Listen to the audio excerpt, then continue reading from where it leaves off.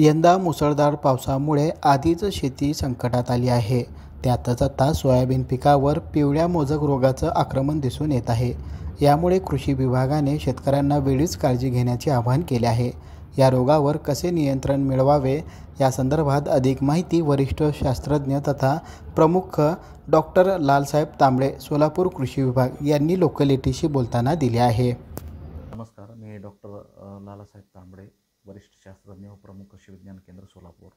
आपण पाहतोय की सोलापूर जिल्ह्याबरोबरच इतर जिल्ह्यामध्येही खूप मोठ्या प्रमाणावर सोयाबीनची लागवड झाली होती आणि सोयाबीनच्या संपूर्ण वाढीच्या कालावधीमध्ये जवळपास पावसाचं प्रमाण खूप मोठ्या प्रमाणावर राहिलं आहे आणि त्यामुळं आर्द्रतेमुळं सोयाबीनमध्ये कार्पासन, अँथ्रॅकनोज असेल, तांबेरा असेल, या रोगाचा प्रादुर्भाव शेवटच्या अवस्थेत आपल्याला झालेला दिसतो आहे. म्हणजे पीक काढण्याच्या पूर्वी याच्यावर परिणाम खूप मोठ्या प्रमाणावर दिसतो आहे. याचं कारण असं आहे की पीक जसं पिकाचं पोषण चालू असतं, तर पोषण चालू असताना अन्नद्रव्याची गरज खूप मोठ्या प्रमाणावर असते आणि या अवस्थेत पीक थोडंसं कमकुवत झालेलं असतं आणि अशा अवस्थेमध्ये आर्द्रता जास्त प्रमाणात राहिली की नंतर या जे अँथ्रॅकनोज असेल, तांबेरा असेल, याचं प्रमाण खूप मोठ्या प्रमाणावर वाढतं आणि ह्या बुरशीची वाढ खूप मोठ्या प्रमाणावर सोयाबीनवर झालेली दिसते.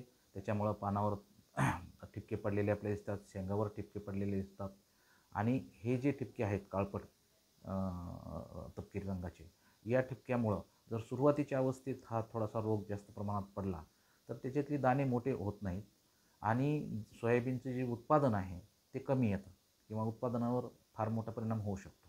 तर हा शेवटच्या अवस्थेत आता आपल्याकडे आलेला दिसतो आहे आणि याच्यामुळं सोयाबीनचं नुकसान, जे काही कच्च्या शेंगा असतील किंवा अजून पक्व व्हायचे राहिले असतील, त्याच्यावर जर याचा प्रादुर्भाव झाला तर त्याचं नुकसान खूप होऊ शकतं आणि आता काही ठिकाणी सोयाबीन काढणीच्या अवस्थेला आले किंवा काढणी चालू पण आहे. तर अशा अवस्थेमध्ये फार मोठं नियंत्रण त्याच्यावर आपण करू शकत नाही. पण जर समजा पीक थोडंसं अजून काढणीपूर्वी थोडी 15 दिवसाची अवस्था असेल तर मात्र तुम्ही त्याच्यावर फवारा घेतला तर चालू शकतो आणि त्याच्यावर तुम्ही टेब्युकोनॅझोल 1 मिली आणि वेटेबल सल्फर हे 2 ग्रॅम आणि अर्धा मिली स्टिकर याची फवारणी घेऊ शकता किंवा हेक्झाकोनॅझोल 1 मिली आणि वॉटर सोल्युबल सल्फर ज्याला आपण म्हणतो ATWP सल्फर, याचं साधारणतः 2 ग्राम प्रति लिटर पाण्यातून आपण जर फवारणी केली तर त्याचं व्यवस्थापन होऊ शकतं. तर शेतकरी बांधवांनी ही जी सल्ला आहे त्याचा आपण जर अंतर्भाव केला तर आपलं जे काही नुकसान आहे ते टळू शकतं. साहेब, आपण आता जे फवारणीचं सांगितलं लिटर किंवा मिली, ते किती एकराला किती मिलीलीटर हे जे प्रमाण आहे तर प्रति लिटर पाण्याचं मी सांगितलेलं आहे. आता टेब्युकोनॅझोल 1 मिली प्रति लिटर पाण्यामध्ये आणि वेटेबल सल्फर 2 ग्रॅम प्रति लिटर पाण्यामध्ये आणि अर्धा ग्रॅम स्टिकर, हे 3 जे औषधं आहेत तुमच्या दृष्टीने, त्याला मी आता औषधं म्हणतो, त्याचं तुम्ही जर फवारणी केले तर त्या 1 प्रति लिटर पाण्याचं प्रमाण मी सांगितलेलं आहे.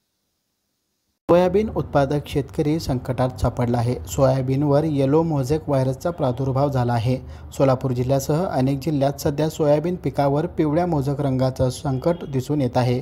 सोलापूर जिल्ह्यातील बार्शी, दक्षिण सोलापूर, मोहोळ, उत्तर सोलापूर तालुक्यात या रोगाचा प्रादुर्भाव प्रामुख्याने दिसून येत आहे.